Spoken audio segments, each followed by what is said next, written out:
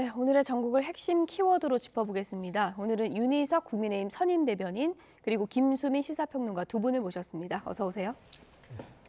먼저 첫 번째 키워드 영상으로 보겠습니다.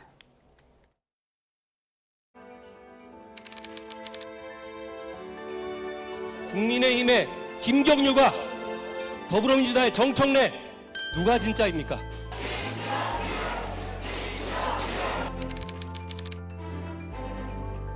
정부 과정에서 분명히 아쉬운 점이 있고 국민들께서 걱정하실 만한 부분이 있었다 저도 생각합니다.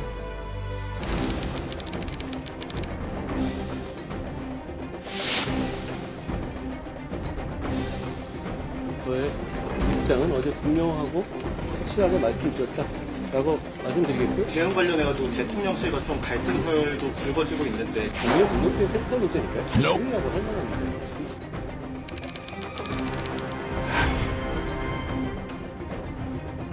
일요일 오전 이관섭 대통령 비서실장과 한동훈 비상대책위원장, 용산과 국민의힘 핵심들이 비공개로 회동했습니다.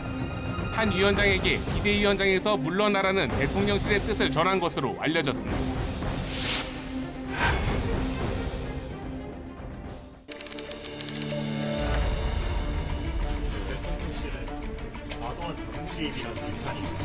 평가는 제가 하지 않겠고요. 저는 그 과정에 대해서는 제가 사퇴 요구를 거절했기 때문에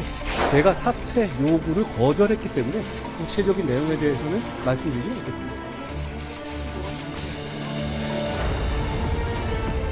제 입장은 처음부터 한 번도 변한 적이 없습니다. 하지만 대통령실 내부에선 한 위원장의 사퇴 거부와 언론 플레이를 두고 뒤통수 맞았다 통제 불능이란 얘기가 흘러나왔습니다.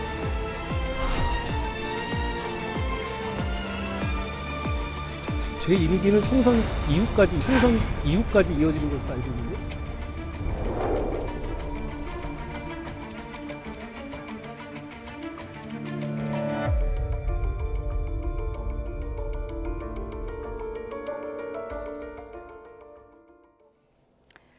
네, 사퇴하지 않겠다. 못 박은 한동훈 국민의힘 비대위원장. 지금 일정대로 당 관련 일정을 계속 이어간다고 합니다. 오늘은 또 이제 화재 현장 방문한다고 하고요. 일종의 내길 가겠다, 마이웨이 하겠다 이런 선언으로 봐야 될까요? 네, 당내 일정도 있었다라고 하는데 일단은 화재가 발생을 했기 때문에 그런 일종의 여기도 이제 참사 현장이고 또 민생 현장이기도 하기 때문에 그렇게 일단 일정을 도는 것 같고 아마 한동훈 위원장 입장에서도 여러 가지 추스를 그런 기회가 필요할 겁니다. 물론 이제 현장에 가면은 여러 가지 바쁜 일정들을 소화를 하는 것은 맞지만 어떻게 보면 이제 본인이 얘기했던 국민만 보고 가겠다라고 하는 메시지도 있기 때문에 그런 현장을 찾아서 또 어느 정도 이제 태세를 좀 가다듬는 그런 계기로 일단 삼을 것으로 보이고 이제 문제는 여기서 돌아왔을 때 당으로 돌아왔을 때 어떤 메시지를 낼 것인지 그리고 지금 이 갈등에 어떤 해법이 도출되지 않았거든요. 절충안도 보이지 않고 접점이 보이지 않기 때문에 그것을 어떤 방향으로 도출을 해낼 것인가 이 이제 궁극적인 고민은 아직도 풀리지 않았을 것으로 전망을 해봅니다. 네, 20년 지기 윤석열 대통령과 한동훈 비대위원장의 극한 갈등. 물론 본인들의 마음은 두 분밖에 모르겠지만 여러 가지 보도를 통해서 추측을 해보면 이번 갈등 상황에서 윤석열 대통령이 한동훈 위원장에 대해서 일종의 좀 인간적인 배신감을 느꼈다 이런 얘기들이 많이 나오더라고요. 네, 그런 기사들을 많이 접했습니다. 배신감이라기보다는 기대했던 바와 다르게 본인 생각과 다르게 한동훈 비대위원장이 움직이는 모습에 대해서 실망했을 수 있고 그 부분에 있어서 좀 마음의 상처를 받으신 게 아닌가 하는 생각이 듭니다. 그럼 그 부분이 뭐냐? 어떤 사천 논란이 있었던 지난번 서울시당 신년 하례에서의 김경률 비대위원 손을 들어준 부분이라든지 김건희 여사 이슈 관련한 어떤 방향 그 발언들의 어떤 수위 이 부분에 대해서 대통령실에서는 또 대통령께서는 조금 실망한 부분, 생각했던 부분과 다르다. 아마 이런 느낌을 많이 받았던 것으로 저도 그렇게 들었습니다. 예. 조금 전에 저희가 자막에 한동훈 위원장이 오늘 당 사무처를 격려 방문한다는 자막이 나가는데요. 그 일정은 오늘 이제 취소가 됐다고 하고요. 대신에 서천 특화시장 화재 현장을 오늘 한동훈 위원장이 오후에 찾는다고 합니다. 또 관련 소식은 들어오는 대로 전해드리겠고요. 지금 뭐 여러 가지 원인이 이제 거론됐었는데 김경률 비대위원을 좀 밀어준 것 때문에 대통령실이 기분이 안 좋았다 이런 얘기도 있었지만 알고 보니까 그 전에 그거는 좀 당 그 중진들과도 좀 상의를 했다고 지금 알려지고 있는 거고요. 결국은 갈등의 핵심은 김건희 여사 명품백 논란 아니냐 지금 이렇게 얘기가 나오고 있는 거죠. 네, 지금 액면 그대로 봐도 사천 논란하고 영부인 리스크가 결합이 중첩이 돼 있는 거는 확실하고요. 예. 그리고 어느 쪽에 더 무게를 실을 수 있느냐 했을 때 뭐 지금의 흐름을 보면 1월 19일에 윤재욱 원내대표하고 한동훈 위원장이 회동을 가졌습니다. 그 주제도 아무래도 김건희 영부인에 관련된 것이었고 그리고 이관섭 대통령 비서실장까지 끼워서 3명이 회동을 했다는데 그 자리에서도 이제 영부인 문제에 대한 발언이 나왔다라고 하는 것이거든요. 네. 그렇다면 이제 좀 대통령실 측에서 급발진이라고 표현할 수 있는 그런 행동을 하게 된 것은 아무래도 굳이 따지면 사천 논란보다는 영부인 문제가 더 컸다라고 볼 수밖에 없을 것 같습니다. 네. 저는 여러 내용을 보다가 눈에 들어온 단어가 있었어요. 한동훈은 그래도 내가 눈에 넣어도 안 아플 후배였다. 이 글귀였는데 일단 두 사람의 인연이 거의 20년 지기다 보니까 갈등의 기간은 오히려 짧지 않습니까? 인간적으로 봉합될 기회는 있을 것이다. 이렇게 보는 분들도 있더라고요. 네, 충분히 그럴 가능성이 있다고 보고 일련의 상황을 보면 제가 판단할 때는 의견 차이가 커서 지금 이런 양상이 벌어지는 것보다는 예. 소통, 그러니까 부족한 소통 때문에 일어난 뭐 오해라면 오해라고 할 수 있는 부분이 해결되지 않은 가운데 나오는 갈등 양상이라고 생각합니다. 김경률 비대위원 경우에도 애초에는 한동훈 비대위원장이 누구와도 상의 없이 갑자기 그 자리에서 손을 들어준 것처럼 됐지만 알고 봤더니 당내 중진들과 여러 상의를 했다는 또 그런 얘기가 있지 않습니까? 윤재욱 원내대표하고도 상의했다고 그렇죠. 그러고요. 그런 상황을 보면은 만약에 그 부분을 가지고 대통령실에서 뭔가 문제를 제기했다면 그 부분은 원인이 해소가 되는 겁니다. 또 김건희 여사 관련한 부분도 한동훈 비대위원장은 적어도 어떻게 하겠다는 얘기는 한 적이 없어요. 그것은 김경률 비대위원을 포함한 몇 분의 의견이 당에서 있었던 것이고 굳이 얘기를 하자면 왜 그런 발언이 나온 이후에 아무런 얘기를 안 했느냐라는 정도의 뭐 질책 정도는 가능한 건데 지적 정도는 가능한 건데 그런 상황을 가지고 이렇게까지 갈 수는 없는 것이기 때문에 그 이면에 소통이 원활하지 못한 데서 발생한 오해 거기에 따른 뭔가 갈등이 생긴 것이다. 그래서 결론은 충분히 해소될 만한 여지가 있다 이렇게 봅니다. 많은 분들이 이제 궁금해하는 게 워낙에 이제 두 분이 가깝다고 알려져 있으니까 평소에 뭐 전화 통화도 좀 하고 메시지도 많이 주고받을 텐데 왜 이런 일이 생기나 궁금해하는 분들 많거든요. 두 분의 소통 방식은 제가 잘 모르기 때문에 네. 뭐 전화 통화라든지 뭐 직접 만남이 왜 없었느냐 하는 지적도 충분히 가능한데 제가 한동훈 비대위원장 그 취임이 12월 29일이었어요. 예. 그 이후에 일정 쭉 저도 많이 뭐 지방 일정에 동행을 했는데 지금까지 바로 신년 인사회를 지방이 뭐 광주, 마산, 부산, 대전 계속 돌아다니지 않았습니까? 그 과정에서 아마도 충분히 소통할 수 있는 시간적, 물리적인 여유가 없었을 것이라는 것은 제 입장에서는 충분히 이해가 가고 그런 가운데 여러 보도들이 중첩되고 하다 보니 서로 간에 뭔가 소통해야 될 부분들이 많이 쌓여 있었다. 이것을 소통을 했어야 되는데 예. 안 된 부분이 많이 있었다. 저는 그렇게 나름 판단을 합니다. 예.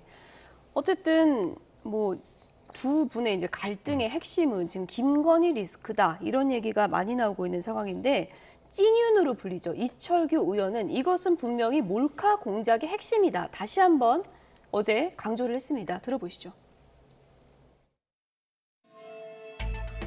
몰카 공작이잖아요, 여러분 가시다가 교통사고 나시면은 교통사고를 야기한 사람이 책임을 져야 됩니까? 내 집에 안 있고 길거리 나와가지고 교통사고 당했냐라고 책임을 물으면 여러분 이렇게 묻는다면 동의하시겠어요? 똑같은 케이스잖아요. 그러니까 제가 알기로는 절차를 거쳐가지고 그러니까 이미 국고에 기속이 됐는데 국고에 기속된 물건을 반환하는 것은 국고 횡령이에요. 그 누구도 반환 못합니다. 그건 대한민국 정부 거죠. 그런데 그걸 뭐 반환해라, 또 사과해라. 사과라는 것은 불법이라든가 과거가 있을 때 사고 아닌 거예요. 그래서 그 부분에 대해서는 단호하게 제가 말씀을 드립니다. 그거는 불순한 목적을 가진 분이 몰래 카메라를 가지고 들어가서 우리가 남의 집 동의를 받고 들어가더라도 동의를 받아도 불법 목적으로 들어가면 주거 침입이 되는 겁니다. 이철규 위원장하고 이야기 오래 나누셨는데 혹시 어떤 얘기 나누셨는지 알 수 있을까요? 네, 죄송한데 길은 막지 마시고. 그 당내에서 그래도 좀 위원장님 거취에 대해서 이야기가 나오고 있는 걸로 알고 있는데 그 부분에 대해서 좀 어떻게 생각하시는지도 알고 싶습니다. 누가 얘기를 하지? 누가 얘기를 하지?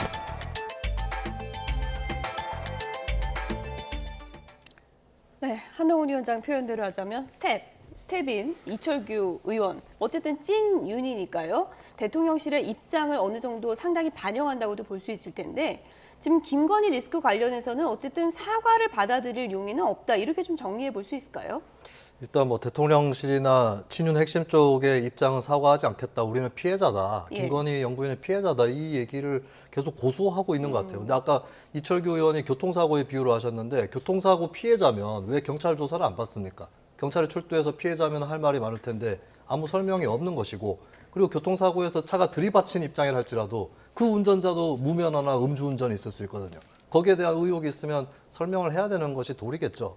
예, 그런 의미에서 그리고 사실 지금 현재 이 갈등이 상당히 저는 어떻게 보면 사소한 일로 벌어졌다고 보는 것이 사실 국민들은 명품백보다 더 심각한 게 도이치모터스 주가 조작 의혹이라고 생각하고 있습니다. 왜냐하면 명품백은 사실 얼떨결에 이렇게 받아가지고 뭐 이렇게 크게 챙기지도 않고 놔두고 있었을 수도 있어요. 그렇게 국민들도 생각할 수 있습니다. 근데 주가 조작 의혹은 이것은 수사가 제대로 진행이 안 됐고 그리고 투자 과정에서 또 영부인이 그게 이제 다 무슨 주가 조작 때문인가라고 이제 아직까지는 이제 단정 지을 수는 없지만 굉장히 많은 수익을 올린 투자이기도 했었거든요. 근데 이런 것들은 이제 오히려 뒤로 놔두고 오히려 부차적이라고 할 수 있는 이 백을 가지고 이제 공방을 벌이고 있는데 사실 이거는 원래 갖고 있었던 국민적 의혹에 비해서는 상당히 사소한 것이었고 그리고 한동훈 위원장 또 이걸 뭐 구체적으로 뭘 어떻게 한다라고 하는 해법을 제시한 게 없습니다. 근데 이렇게까지 일이 크게 불거져서 온 뉴스를 다 잡아먹는 이런 좀 저는 전반적으로는 좀 어처구니 없는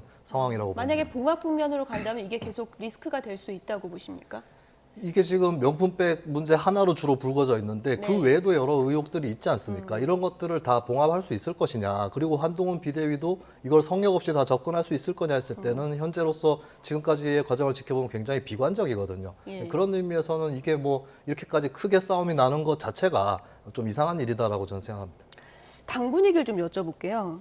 기자들이 거취 얘기하는 분들이 있지 않냐. 그러니까 한동훈 위원장이 누가 얘기를 한다는 거냐. 뭐 명단을 달라 이런 느낌이었는데 실제로 물러나야 된다 이런 목소리가 당내에서 나오고 있습니까? 그렇게 생각하시는 분들이 없지 않다고 저도 없지 않다. 듣고 있습니다. 예. 그런데 저희 당원 당규에는 비대위원장이 자진 사퇴하지 않는 한 제도적으로 그런 비대위원장직을 내릴 수 있는 방법이 없습니다. 그렇기 때문에 한동훈 비대위원장이 임기까지도 얘기한 거 아니겠습니까? 6개월이고요. 1차에 한해서 연장할 수가 있고 길게는 1년까지도 할 수 있는 거예요. 그래서 총선 이후까지 내 임기가 있다. 이 말까지 한 것은 본인이 그대로 이 직을 수행하겠다. 그렇기 때문에 누가 나의 거취에 대해서 얘기를 할 수가 없는데 왜 그런 주장을 하느냐. 아마 그런 뜻으로 기자에게 반문한 것이라고 저는 봅니다. 예. 그 혹시 사퇴를 요구하는 의원들의 목소리가 있다고도 하셨는데 그 비율이 높습니까? 그렇게 비율이 높아 보이지는 않아요. 왜냐하면 뭐 보도에도 나왔으니까 제가 실명을 거론하겠는데 이용 의원이 의원들만 있는 단체 텔레그램 방에서 이런 용산과 당과의 어떤 갈등이 있는 신문 기사를 인용을 했었는데 거기에 대한 반응이 거의 없었다. 그리고 또 이에 동조하는 다른 의원들의 얘기도 거의 없다. 이런 차원에서 보면 과거에 있었던 여러 의원들의 집단적인 의사표시 양상과는 많이 다른 상황이다. 그렇기 때문에 그 비율이 그렇게 높다고 보기는 어렵습니다. 예. 일부 친윤계, 그러니까 사퇴하는 게 맞다는 목소리도 있지만 그렇게 비중은 크지가 않다. 이렇게 이제 말씀을 해주셨는데요. 지금 당내에서 어떤 얘기들이 나오고 있는지 저희가 이상민 의원과 안철수 의원의 목소리를 좀 준비해 봤는데요. 준비됐으면 좀 들려주시죠. 만약에 여기서 한동훈 위원장 체제가 물러나거나 뭐 대통령대로 한다면 진짜 여기 국민의힘은 존재할 수가 없습니다. 풍지박산 날 것이고 그 대통령의 또 리더십은 그 국민의힘이 그 정도 상황이 되면 대통령의 국정 리더십은 온전하겠습니까? 예. 내놓은 얘기가 근거도 없고 권한도 없는데 예. 그거를 잘못했을 때는요 빨리 인정하고 빨리 걷어들이고 해야지 그거를 그냥 온고집 부린다고 뭐 내 체면은 어떻다 해서 계속 고집 부리면 예. 더 낭패를 봅니다. 저는 빠른 시간 내에 만나는 것이 필요하다고 봅니다. 그래도 지금까지 워낙 오랫동안 함께 일을 해오신 뭐 선후배 관계여서요. 예. 저는 그 오랜 세월이 이번 단기간 며칠 만에 이런 일로 크게 훼손되거나 그러지는 않을 수 있고 복원 가능성이 훨씬 더 높다고 보는 입장입니다. 만에 하나 사퇴를 한다면 이번 선거가 굉장히 어려워질 겁니다. 그렇게 되면 다시 또 비대위원장을 뽑는 과정을 거치게 되고 그리고 그 공천도 훨씬 더 연기가 되고 다시 또 이 부분에 대해서 어떤 원칙 같은 것들이 다시 재조정되고 이런 과정에서 당내에서 그리고 지금 현재 전국에서 뛰고 있는 많은 사람들이 아주 큰 혼란들을 느낄 겁니다. 네, 여권 일각에서는 뭐 이대로 갈등이 계속되고 한동훈 위원장 물러나면 이건 공멸이다 이런 얘기까지 나오고 있다고 하는데 의원들이 지금 공천 앞두고 있는 상황이어서 대통령 편을 들어야 되는 건가, 비대위원장 편을 들어야 되는 건가 좀 혼란스럽다고 하거든요. 어떻게 보십니까? 네, 일단 의원들이나 그 후보로 출마하실 분들은 어느 쪽 편을 넘어서서 본인이 갖고 있는 방안들을 얘기할 때가 아닌가 싶습니다. 그 방안을 얘기하다 보면 윤석열 대통령 것도 아니고 한동훈 위원장 것도 아닌 본인의 독자적인 안이 나올 수도 있는 것이고 이런 기회에 이제 목소리를 낼 수 있는 정당이라고 하는 거를 보여줘야 그 정도는 보여줘야 총선에서 후보로 나서서 국민들에게 선택을 호소할 수 있는 자격이 되지 않은가 그렇게 보고 있고요. 그리고 이번 갈등은 사실 지난 대선 때 있었던 윤석열 대통령과 당시 이준석 국민의힘 대표 간의 갈등하고는 다릅니다. 그때는 두 사람이 분리가 된다고 해도 일단은 대선을 치러야 되고 대선 후보 중심으로 당연히 갈 수밖에 없는 그렇게 짜여지는 것이 선거였는데 지금은 윤 대통령은 이제 대통령으로서 어느 정도는 이제 총선에서 중립을 지켜야 되는 대통령이기도 하고 당무에 개입하는 것도 상당히 조심스러운 처지입니다. 그리고 본인의 지지율만으로는 여당의 승리를 이끌 수 없는 그런 처지이기도 하고요. 그런 의미에서는 이제 한동훈 위원장이 사퇴를 한다라고 했을 때는 거의 뭐 자멸이라고 볼 수가 있는 겁니다. 그런 의미에서는 그냥 이제 무턱대고 이제 대표 비대위원장을 흔들 수 없는 그런 상황인 것이고 한동훈 위원장이 진짜로 하다 안 되면 벼랑 끝 전술이라도 쓰면 사실 한동훈 위원장이야 나는 원래 정치하던 사람 아니었고 안 해도 그만이다 이렇게 갈 수도 있겠지만 윤 대통령은 아직까지 임기가 절반 이상이 남아있는 대통령이거든요. 그런 의미에서는 대통령실이 오히려 본인들한테 불리한 구조다라는 걸 좀 알 필요가 있을 것 같습니다. 배 의원님, 지금 의원들은 어쨌든 공천 받으려면 공천장에 한동훈 위원장 도장 찍히는 거잖아요. 그렇죠? 그리고 대통령의 또 임기는 3년이나 남아있는 상황이고 여러 가지 좀 혼란스러운 상황이 계속될 것 같은데 한동훈 위원장이 지금 뭐 당내 세력이 없다 이런 얘기도 많이 나오고 있는데 앞으로 비대위원장 임기를 채우기까지 좀 당내에서 힘이 실릴 수 있는 분위기라고 보십니까? 한동훈 비대위원장 입장에서는 일단 총선까지 시간이 없다는 것이 어떻게 보면은 직을 유지할 수 있는 가장 큰 그런 지원군이 될 수가 있다고 봅니다. 대통령실에서도 충분히 그 인식을 할 거예요. 총선이 많이 남았으면 뭔가 저희가 또 다른 생각도 할 수 있겠지만은 이 비대위원장 체제가 왜 들어왔는지부터 생각을 해본다면 한동훈 비대위원장을 이제 와서 교체한다든지 뭔가 리더십을 바꾼다는 것이 당에 무슨 도움이 되겠느냐 하는 것은 아마 거의 대부분 동의하실 거라고 봅니다. 그리고 더 중요한 것은 저희 당 당원 당규상 더 이상 비대위원장을 임명할 수 있는 방법이 없습니다. 비대위원장을 임명할 수 있는 사람은 당대표 권한대행, 당대표 직무대행 3명뿐이에요. 근데 지금 한동훈 비대위원장이 만약에 사퇴를 할 경우에 당대표 권한대행이라든지 직무대행이라는 건 없고 윤지혁 원내대표가 그냥 바로 당연직으로 비대위원장 직무대행이 되는 거예요. 총선까지 쭉 가는 겁니까? 그러면? 그러니까 여당이 정식 당대표도 없는 상황에서 비대위원장 체제를 만들었는데 그 비대위원장도 아닌 비대위원장 대행으로 선거를 치러야 한다. 이것은 국민에 대한 예의가 아니라고 저는 생각합니다. 의원총회가 곧 잡힌다고 하던데 아직 일정은 안 나온 건가요? 의원총회를 지금 하겠다는 의사를 밝힌 분들도 있으나 그 의총을 통해서 나올 수 있는 논의라든지 오히려 더 갈등이 불거질 수 있는 우려 때문에 네. 섣불리 날짜를 못 잡고 있는 것으로 저는 들었습니다. 네. 한동훈 위원장이 지금 어떻게 보면 이제 거침없는 홀로서기를 선언했다고 할 수 있는데 이런 배경에는 물론 여론조사 결과도 좀 밑바탕이 된다 이런 분석들이 나오고 있습니다. 그러니까 저희가 여론조사 결과를 좀 보여드릴 텐데요. 대통령 지지율보다 당 지지율이 더 높고 그리고 당 지지율보다도 한동훈 개인기로 나오는 여론조사 흐름이 더 좋기 때문에 한동훈 위원장이 내 갈 길 가겠다 이렇게 버틸 수 있는 명분이 된다 이런 분석이거든요. 뭐 지금 소개되고 있는 한국갤럽 조사 같은 경우를 보면 국민의힘 지지율이 윤석열 대통령 긍정평가율보다 다소 높습니다.